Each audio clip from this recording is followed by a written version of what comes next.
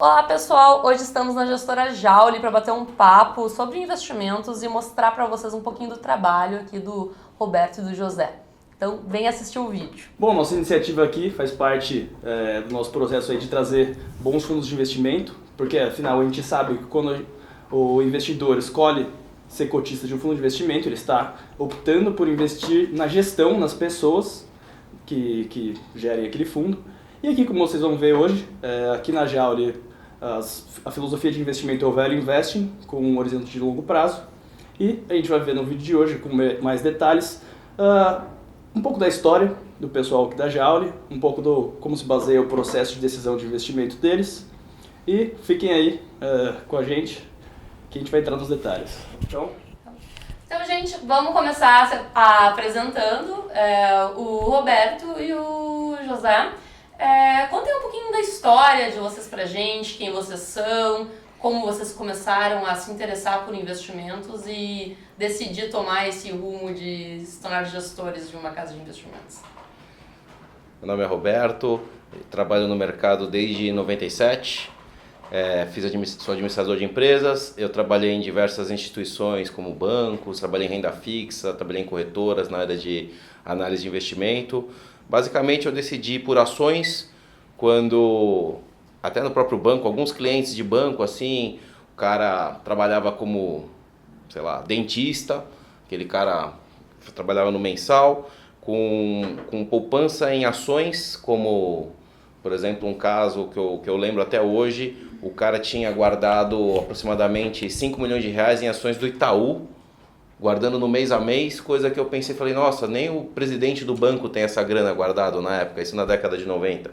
E o cara fez isso guardando mensalmente, sei lá, 3, 4 mil reais por mês, todo mês poupando. Eu falei, nossa, esse negócio é um negócio legal que dá pra juntar bastante dinheiro no longo prazo. Bom, eu também trabalho no mercado financeiro desde 98. Fui parar em gestão de recursos por acaso. Minha paixão sempre foi análise de negócios e de empresas.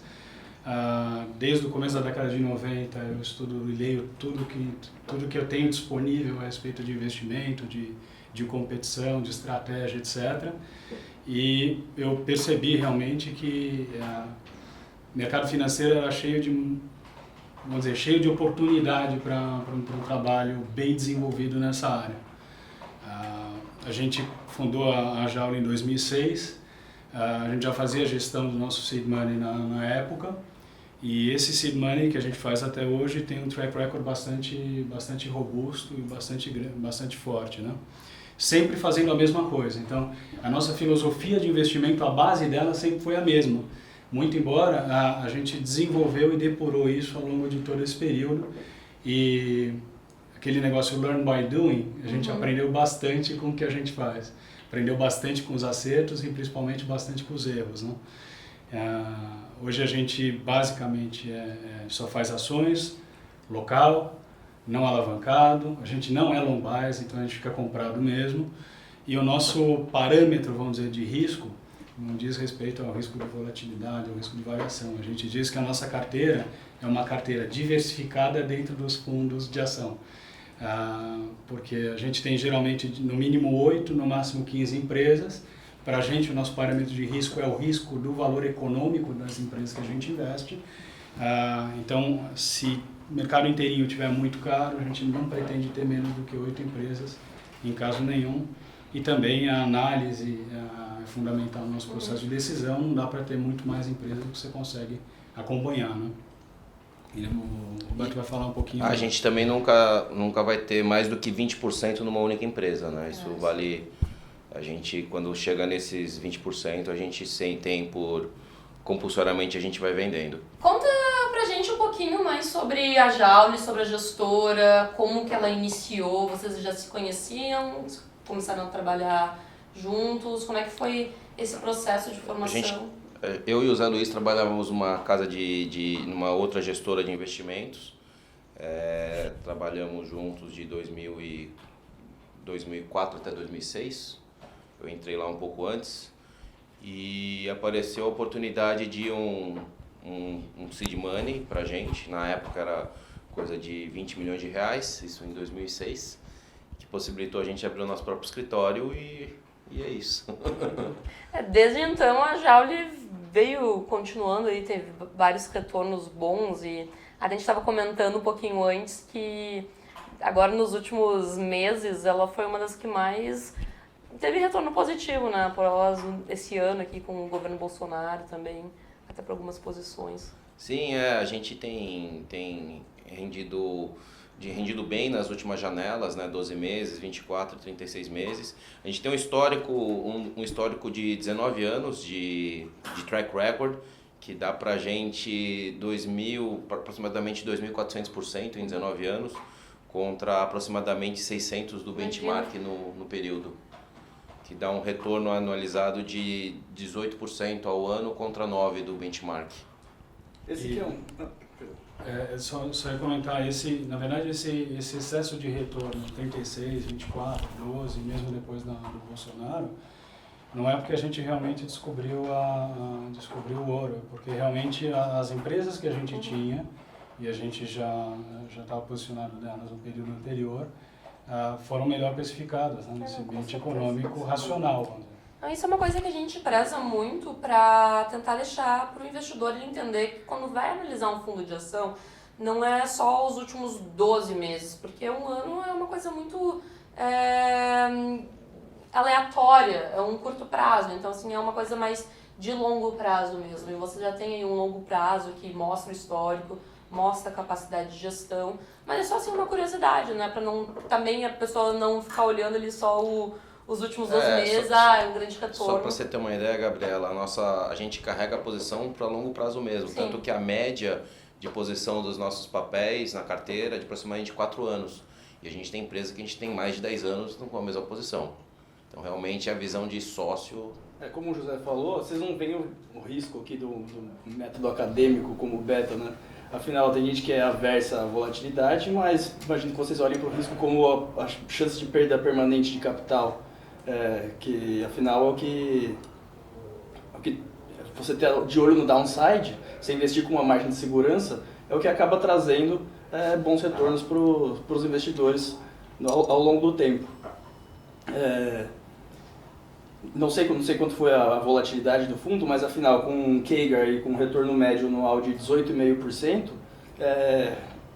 fica até banal você olhar às vezes um fundo com uma volatilidade maior e falar, não, esse fundo... Não, a nossa volatilidade é até baixa. O nosso beta é 0,7. 0,7. Então, obviamente isso pode variar, pode ser 0,6 alguma coisa, 0,73, dependendo do período que você pega para analisar a vol do fundo, mas realmente é 0,7. Né? O que a gente diz é que o Ibovespa como benchmark, por exemplo, ele tem uma concentração de risco muito maior do que o nosso fundo e do que uma boa parte dos fundos. Se você levar em consideração que os 5 maiores grupos econômicos têm um beta de 0,99 com o índice Ibovespa, né?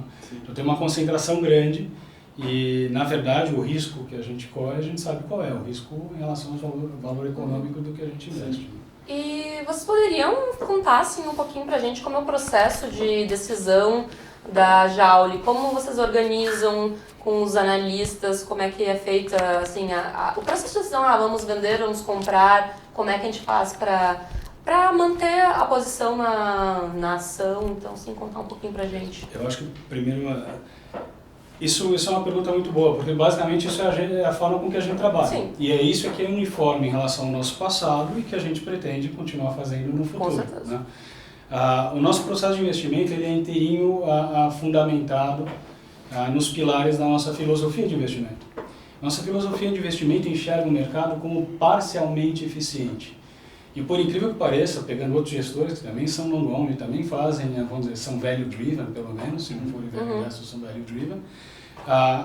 Para a gente o mercado é muito mais ineficiente, essa parcialidade, né, da eficiência é muito menor do que uma boa parte dos nossos pares acreditam. Né? Então, para a gente, essa eficiência parcial exige algumas coisas. Primeiro, um horizonte de tempo compatível com o investimento. A gente diz o seguinte, a gente sabe fundamentar muito bem o que vale na empresa, por que vale e qual é o risco. A gente não sabe absolutamente nada de quando é que o mercado vai efetivamente precificar aquele valor econômico. O que a gente sabe é que um dia precifica, que se não precificasse, o valor econômico cresce ano a ano, você imagina isso com um EVA positivo ano a ano, Sim, eventualmente não tem mais o que fazer, não tem novos portfólios, começa a distribuir dinheiro e não precifica nunca. Quer dizer, isso não é... Acho que dificilmente vocês um dia vão achar alguém que acha que o mercado não é nem um pouco eficiente de forma nenhuma, né? É o contrário, tem gente que acredita que ele é mais eficiente do que a gente, que as coisas estão mais no preço do que a gente. Bom, com isso, se o mercado é parcialmente eficiente, tudo que a gente faz pode ser encaixado em algumas caixinhas, que ao longo do tempo a gente conseguiu enxergar similaridades e agrupar essas coisas, não? Que é o que a gente chama as estratégias de investimento. Filosofia como se fosse a fé, as estratégias são seus atos. Né? Então, como é que a gente conseguiu o retorno no passado, como a gente trabalha hoje, porque a gente espera conseguir ganhar excesso de retorno no futuro. A gente se vale da assimetria de informação entre os investidores. O que é isso? Ao longo do nosso processo de investimento, que eu vou conseguir falar um pouquinho, a gente reúne informações quantitativas e qualitativas substancialmente maiores do que a média de mercado. Então não é porque a gente é amigo do rei, porque a gente é amigo do diretor financeiro ou tem conselheiro de administração. É porque realmente no bottom-up, a respeito de uma empresa específica, a nossa posição é extremamente mais privilegiada em termos de informação do que a média do investidor marginal. Depois a simetria de avaliação entre os investidores. Aí entra todo aquele tópico que a gente já estava conversando antes, que eu já vi que vocês gostam disso, que são os vieses do processo de investimento, a decisão humana em cima em cima dos cenários e dos números que se revelam, né? Com a mesma informação em mãos, as pessoas tomam decisões diferentes. A gente não tem viés de tomada de decisão, viés de avaliação em função, por exemplo, de um passivo, da concentração de um passivo. Hoje a gente é 100% independente para tomar as decisões de compra e de venda. Como a gente não mira, a gente não tem absolutamente nada a respeito do timing, a gente faz isso embasado em desconto em relação ao valor econômico. E isso dá para a gente liberdade para ter uma posição absolutamente divergente do Ibovespa, sem ter que reportar para distribuidor nenhum se a gente perder o Ibovespa no mês, no ano, em 12 meses. A gente realmente não se importa com isso, né? Isso é uma coisa interessante, que muitas vezes os cotistas, eles querem saber, assim, novos cotistas querem entrar. É a questão, assim, se os próprios fundadores da gestora, os sócios, têm parte do seu patrimônio na gestora, como é que funciona isso, se está muito alocado, e até a questão, assim, do volume de patrimônio. Porque alguns gestores, eles preferem permanecer menores para conseguir ter mais flexibilidade no... Preservar a rentabilidade no investimento. Alguns outros preferem crescer. Então, como é que é a posição de vocês? Como é que é a questão, assim, do percentual dos sócios, do patrimônio? Como é que vocês pretendem, desejam, pensam que seria a posição ótima de vocês em relação a isso? Quer falar um pouco do passivo? Sim, o nosso passivo é bastante alinhado. O meu recurso e o dele estão no fundos e até na parte correlacionada, a gente acho que tem um percentual bem grande do portfólio, do patrimônio do fundo é nosso, então isso mostra bastante alinhamento, né? E em termos de sizing, a gente acredita que até uns 500, 600 milhões o fundo conseguiria chegar. Hoje esse fundo aberto ele está com aproximadamente 70 milhões e o total da estratégia a gente tem aproximadamente 180 milhões hoje. Então, e o nosso dinheiro sempre esteve nos fundos, sempre vai ficar no fundo, que realmente... Isso é interessante para o assinante ver, assim, o skin in the game, né? O gestor exatamente. Comendo a própria comida, assim, você realmente, de fato, acredita no seu investimento, você tem total alinhamento. É muito mais interessante você ser cotista de um fundo quando, de fato, a gestão está comendo a própria comida. E vocês, que vocês falaram, foi fundado em 2006, então vocês passaram por bons momentos, a crise de 2008, passaram pela Dilma em 2015, 2016, como foi? A Dilma foi pior do que a crise. Foi muito pior. Com relação à reação dos cotistas, o que vocês podem fazer? A gente sabe que um dos desafios, às vezes, de fundos é quando está muita volatilidade, passar por resgates. Não, Alberto, a gente até 2017, os nossos clientes basicamente eram nossos family and friends. Então a gente tem todo um trabalho não acadêmico, é um trabalho de conscientização da importância de poupar, da volatilidade, como que a gente trabalha, toda a nossa filosofia, que realmente é comprar barato, ficar sócio de empresas, e basicamente a gente não teve resgate. Em 2008, até a gente se orgulha de falar que a Bolsa, o mundo acabou, a gente teve apenas um resgate. De R$10 mil na época, pra você ter uma ideia do tamanho do resgate. E como foi esse momento de crise? Porque às vezes tem muito assinante que às vezes é novo, está começando a investir agora, e eles não sabem muito bem como é que essa situação numa crise financeira, como é que o gestor se comporta, o que ele pode esperar também como... Um conselho talvez que vocês pudessem dar para o assinante, assim, na questão de mentalidade. Eu acho que assim, o conselho é preocupe-se em entender o que você comprou, realmente. Que tipo de fundo é, qual que é a estratégia do fundo. O fundo não deverá mudar de estratégia porque o momento é bom ou é ruim. Se fosse isso, o fundo ideal para esse investidor é um multimercado, um fundo macro, que pode mudar de ideia entre o café da manhã e o almoço. Né? Um gestor long only não muda absolutamente de estratégia numa crise. O que acontece, podem existir realocações. A gente, por exemplo, eu vou explicar um pouquinho daqui a pouco do nosso processo, como é que a gente administra, né, decide compra e venda, como é que a gente faz a avaliação, mas a gente muda a alocação de uma empresa se a gente acredita que o cenário mudou e o valuation dela mudou. Mas isso não acontece na velocidade com que a crise se instala, com que o desemprego cresce, etc. Né? Principalmente se você não estava em posições altamente sensíveis. Sem dúvida. Ao cenário então, macro. atentos à deterioração na capacidade de geração de caixa da empresa, né? Todo o resto seria mais um ruído. Exatamente isso. E olha, pasme, a crise... A empresa cai pela metade do valuation dela sem ela ter vendido um centavo a menos. A gente dizia na crise de 2008, Pão de Açúcar caiu pela metade. Na crise de 2008, Pão de Açúcar não teve um centavo a menos de venda.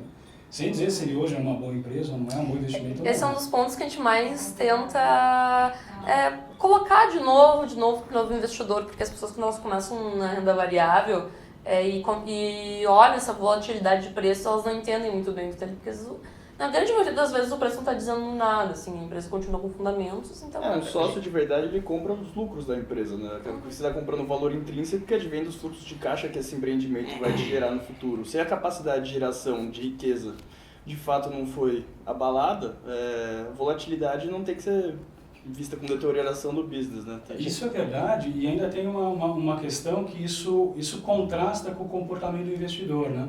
O investidor acha, vamos dizer, então agora se passar a reforma da Previdência, etc., a Bolsa vai subir, então ele está comprado nesse evento binário, aprova ou não aprova, né?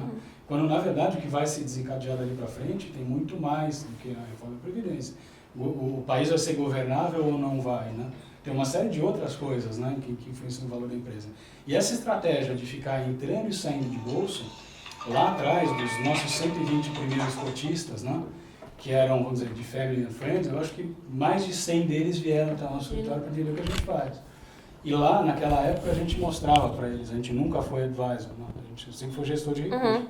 Mas se você pegar nos últimos 10 anos, então você vai ter mais de 2.000 e 2.500 pregões ali, e você tirar os 10 dias em que a Bolsa mais subiu,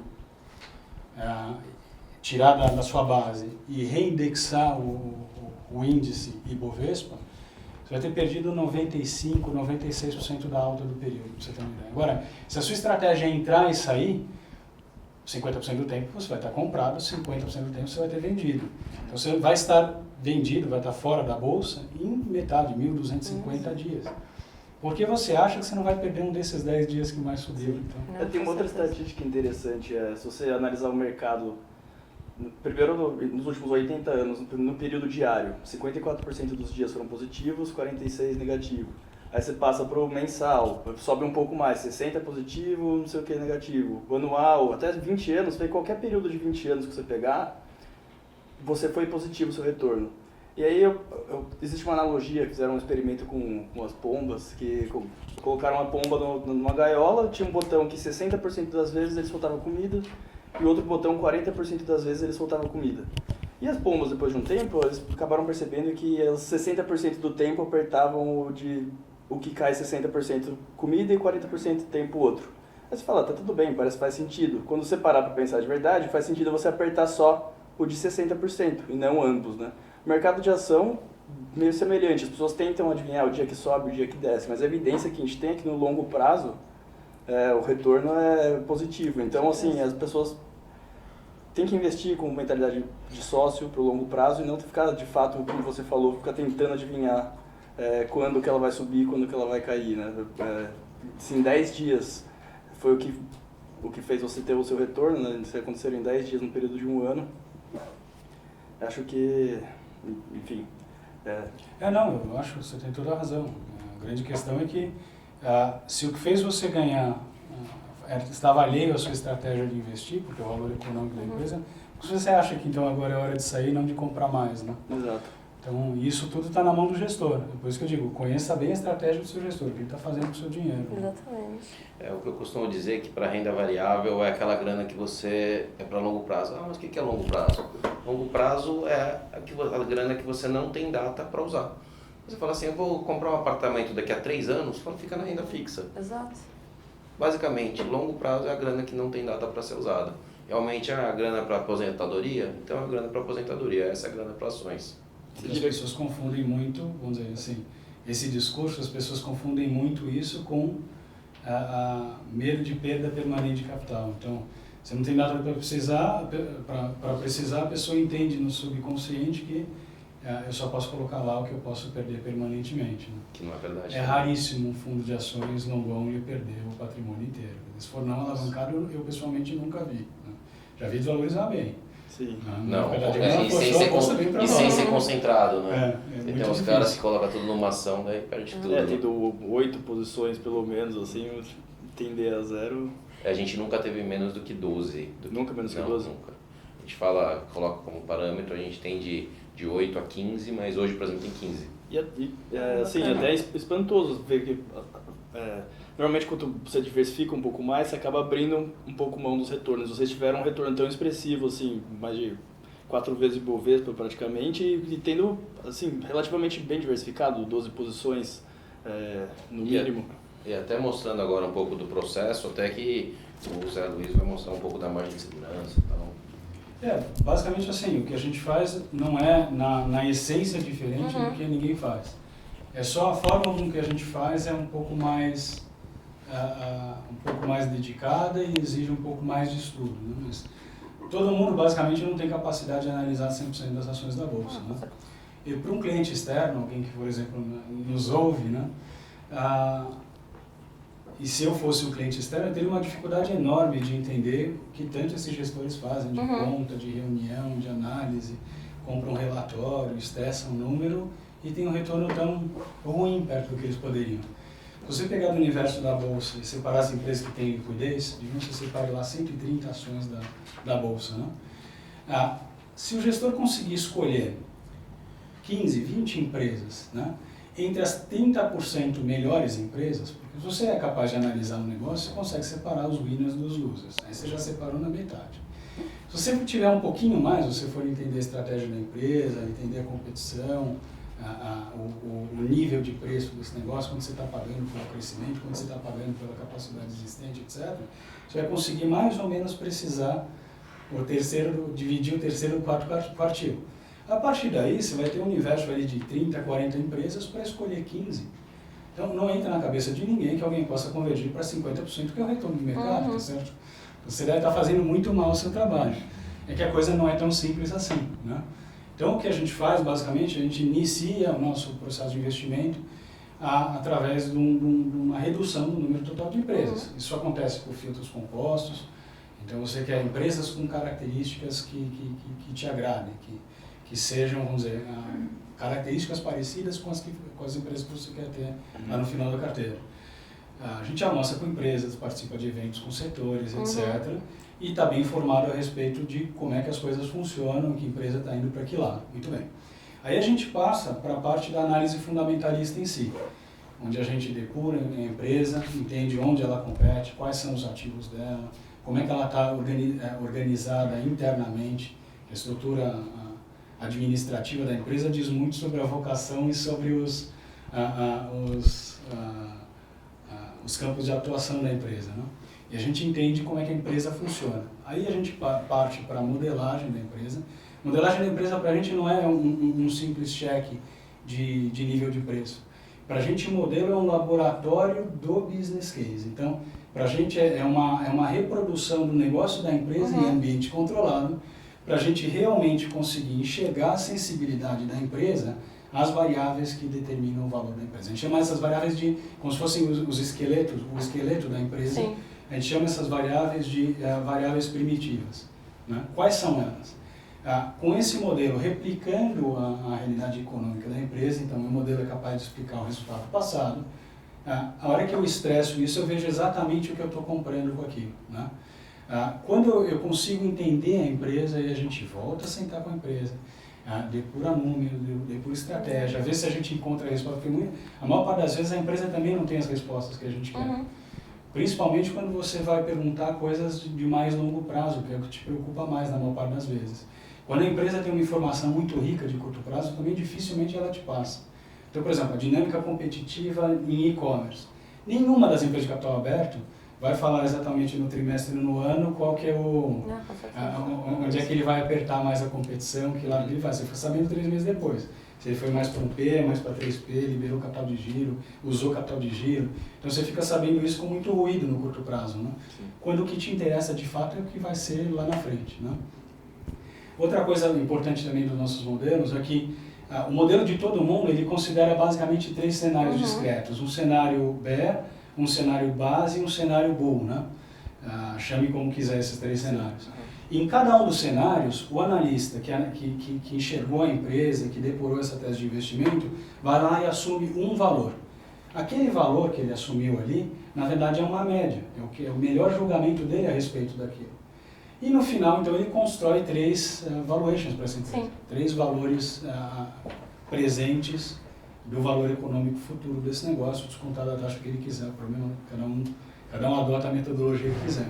Qual que é o problema disso? É que esses valores, sendo únicos, eles não dizem absolutamente nada a respeito do risco. Porque a empresa está num ambiente maior, num ambiente econômico maior, está sujeita a inúmeras, infinitas interações. E aquilo lá pode se mostrar extremamente diferente no futuro do que estava previsto. Às vezes, por exemplo, vamos pegar um exemplo mais simples. Você tem uma receita em função de P e Q, preço e quantidade. O preço pode ser maior com uma quantidade menor, a quantidade pode ser muito maior com preço menor, e isso tem impacto nas margens de contribuição. Então a gente não está nem discutindo a margem bruta, estou discutindo a margem EBITDA mesmo. Né?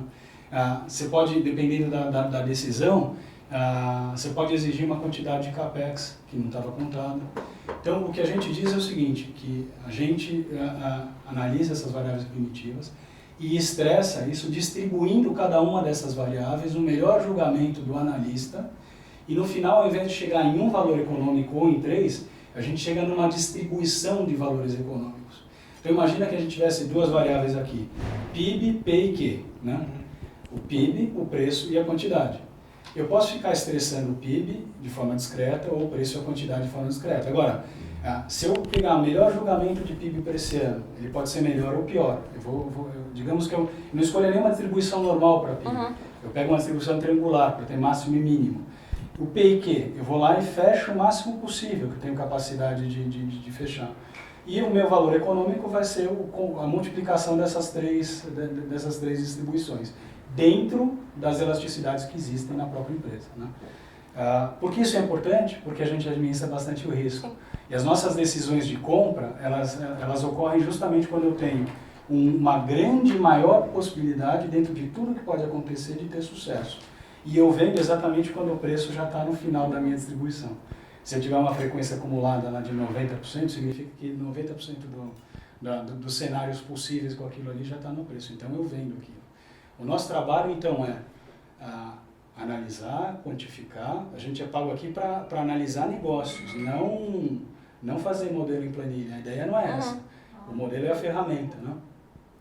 E a gente julga essas decisões, esses cenários, dentro de um processo de decisão que a gente, mês a mês, melhora para conter os nossos vieses. Então, viés de decisão, você comprou alguma coisa, caiu.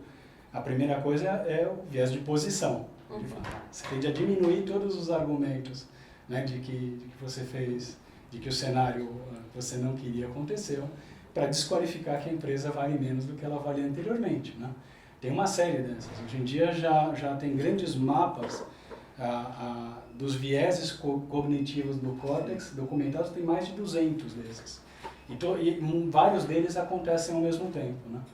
Então, o nosso trabalho é exatamente esse, não é tentar fazer futurologia, fazer exercício de bola de cristal. O nosso é precificar o conjunto do universo do que pode acontecer no futuro. O que é? Qualquer coisa, na verdade. É isso, então vou deixar aqui o meu muito obrigado por esse tempo que vocês nos deram aqui, uma aula para mim e para o Huberto, né? É muito bacana sempre poder falar de investimento, debater, entender um pouco da metodologia, de como é feita a gestão. E para o pessoal que estiver vendo o vídeo, se gostou mais, acessem o site da Jauli, que vocês conseguem pegar mais informações sobre os próprios fundos de investimento deles, como mais informações da gestora e do Roberto e do José Luiz. E a gente vai ficando por aqui. Muito obrigada!